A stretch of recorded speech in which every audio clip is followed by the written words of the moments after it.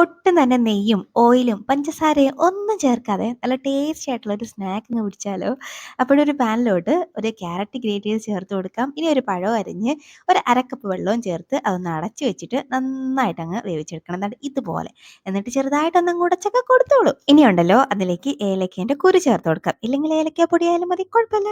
ഇനി അതിലേക്ക് കുറച്ച് തേങ്ങയും കൂടെ ചേർത്ത് നന്നായിട്ടൊന്ന് വഴറ്റിയെടുത്തിട്ട് ഒരു 3/4 കപ്പോളം ശർക്കര പൊടിച്ചതാണ് കേട്ടോ ചേർത്ത് കൊടുക്കുന്നത്. അതും ചേർത്തിട്ട് നന്നായിട്ടൊന്നങ്ങ് മെൽറ്റാക്കി എടുത്തിട്ടുണ്ടല്ലോ.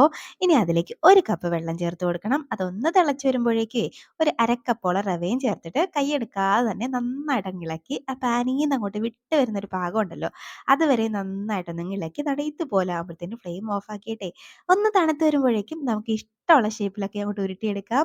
എങ്ങനെ വേണമെങ്കിലും ഷേപ്പാക്കാം. അതൊക്കെ നിങ്ങളുടെ ചോയ്സ്. ഫൈനലി കുറച്ച് എള്ളും കൂടി ഇട്ട് കഴിഞ്ഞാൽ സൂപ്പറായി. എള്ളൊക്കെ ഒരു അലങ്കാരത്തിന് ഇട്ടതാണ്. ഒട്ടും നിർബന്ധമുള്ള കാര്യമല്ല. അപ്പൊ എങ്ങനെ ട്രൈ